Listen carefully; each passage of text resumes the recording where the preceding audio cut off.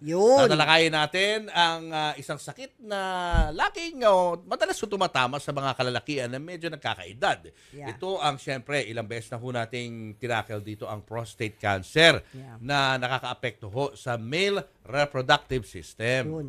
Sinabi ng Department of Health na ang prostate cancer ang ikalimang leading cancer sa Pilipinas. Nangunguna ang breast at lung cancer. Pero sabi ng DOH, early diagnosis is the key to beating prostate cancer. Paano nga ba maagapan ito? Kasama natin ngayon ang ating kaibigang si Dr.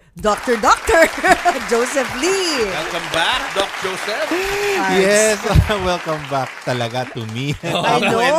Long time no see. Na-miss ka namin, Doc. It's been a while. Kaya ginawa namin tong topic na to para lang makabalik ka dito. Just in time, sabi nga ni Papu, for Father's Day, that is June 16, Yes, right? correct. Then, Men's Wellness Awareness tayo. Hindi ba itong Prostate buwan. Awareness Month din ng June? Kasama na kasama yun. dun. Lahat na yun. Oo. Ang prostate problems ba, Doc? Ito ba ang pinaka-common na tumatama sa mga kalalakihan na nagkakaedad? That's number one. Number one talaga. That's number one. Of course, no? Lagi natin sinasabi, Papu, kung magkakaedad na tayo, 50 pataas, would I be in trouble of having an enlarged prostate? Depende. Look at the state of your prostate. There are people or mga pasyente natin, malaki ang prostate, pero walang simptomas. So they're lucky. But you monitor them. Yeah. There are patients who have minimal enlargement, may simptomas. And syempre, of course, yung isang category nating malaki, ang prostata, may simptomas. So, iba-iba silang state, yung prostate natin. Iba-iba rin ang management and treatment.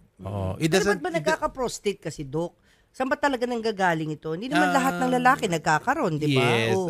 Pero syempre, lahat ng lalaki may prostate. Oo. di Pero ba? I mean yung prostate cancer or sakit sa tama prostate. yun. Yan, So, yan, ibig yan. sabihin yun, Mamu, so it's genetic, hereditary, familial. It has to do with hormone. Now, we can include lifestyles. When you talk of lifestyle, it entails food and your stress mechanism. No? Isama na natin. No? Minsan hindi nag-uusapan yan, pero stress has something to do with how we instigate the cells to be activated. Alam mo kasi yung cells natin sa prostate kasi minsan quiet lang yan, tahimik, nananahimik ang buhay. Pero if there are external factors coming in, like age, sige, nagkakaedad na. So there is a change in the structure of the cell. Tapos, andun na yung hormones, di ba? There's an interplay of hormones, yung male hormones na nagbabago rin, kumukonti, maganon. So it tends to change also the structure of the cells ng prostate mo. And likewise, the genetic predisposition. Usually, genetic predisposition comes when there is external factors ng mga lifestyle. Smoking, alcohol, stress, anxiety, food intake, processed food, mga ganon. So, pag tumama yan, chances are, you create now the milieu for the prostate cells na magbago.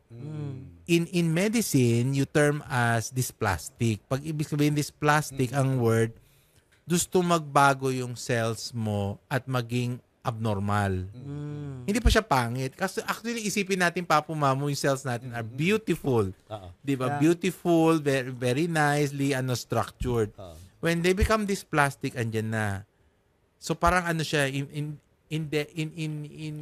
a quandary na magiging okay ba ako o magiging masama ako, madiretso ako ng malignant. So when this factor comes in at hindi mo makontrol and your body system starts to downplay and accelerate into the prostate side, magiging anaplastic. That is the cell that is cancerous in nature. Then sasabihin natin, Papu, Mamu, na siya, cancer na. Because it's anaplastic. So when we're talking about those two terms, these are histological changes of the cell.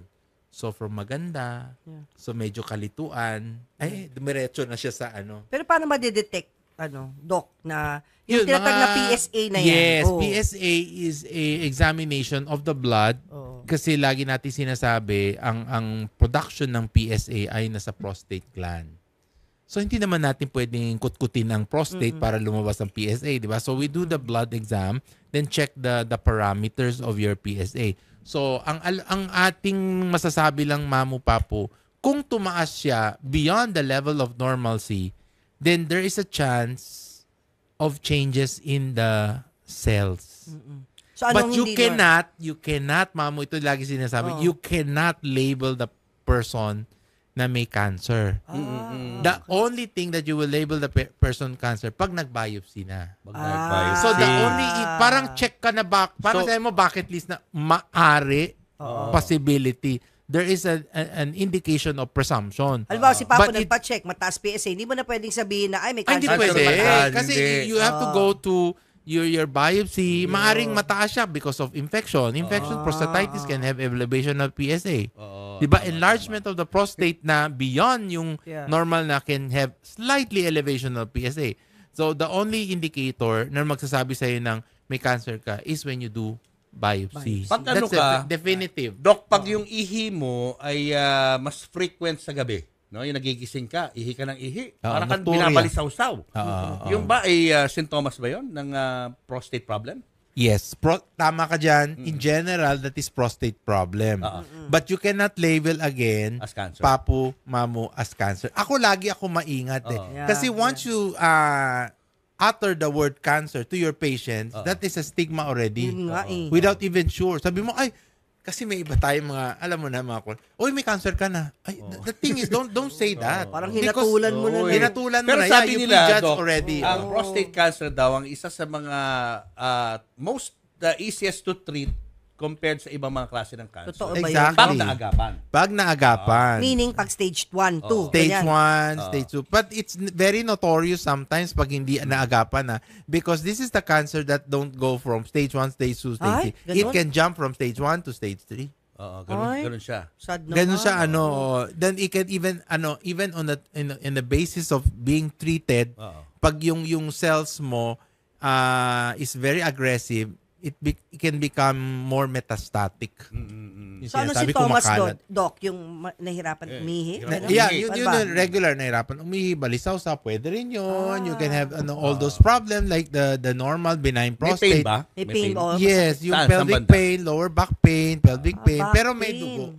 May Pag-ihi dugo. ng Yun na, dugo. yun ang number Yun na, 1. that's number Pag umihi one. ka ng dugo, Of ganun. course, men do not urinate blood. Oo. So, patak ba? Patak yan. That is also an indication to have yourself examined. Ah. Isang patak, ibang kulay, yung dugo mo parang may bahit ng dugo, that is different already. That is Kasi not tayo, di ba, nung normal. bata tayo, Dok, konting, kunyari, hirapan tayo umihi. Ano lang yan, UTI yan. Daanin lang sa inom yan, inom ng tubig. Tapos ihi, mawawala rin yan. Pag bata. Oo, kaya nga. Pag may edad na, Yun na. pag nararanasan nyo na yun, pwedeng UTI, pero pwede rin prostate problem. Yeah, di ba? indeed. Tama ka dyan. Alam mo, I have to tell you, Papu, tama ka dyan. Severe infection that is not treated can also have hematuria. So that blurs the whole situation. Malay mo may infection ka pero on top of it you're already having beginning prostate cancer. You can have that. Usually, anong edad to, Doc? Nangyayari? Theoretically, dati panahon namin sinasabi natin 50 60 years Pataas, old. But now I think we have to be very careful if you're 40s. You try to PSA include na. it, to include it in our annual examination. Pero gano'ng kadalas? Once a year? Once a year. Oo. Every year, ha? Mamo, pag kasi hindi, I think pag mga 40s, I think for those who are listening, especially may mga companies, you include it in your Age mo? yung age, yung mga annuals ninyo for men, your mga empleyado ninyo, lalo na yung mga kalalakihan, especially when kasi rin yan it takes a toll rin when then they become sick. Diba? You have to take care of Apektuhan them. yung business mo. Ay, exactly. psychological impact yung anxiety ng pasyente kapag nalaman niya, di ba? So, pinakamaganda dyan, always make sure na magpa-PSA test po kayo. Hindi naman kamahalan yun, Doc, di ba? Affordable naman yung Now PSA. it's okay na. Around 1,000. Less Kailangan budgetan nyo yan.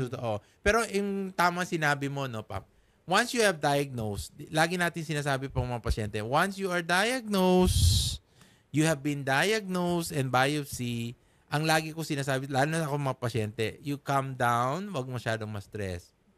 Kasi stress is eaten by your prostate cancer. Gusto nila yan.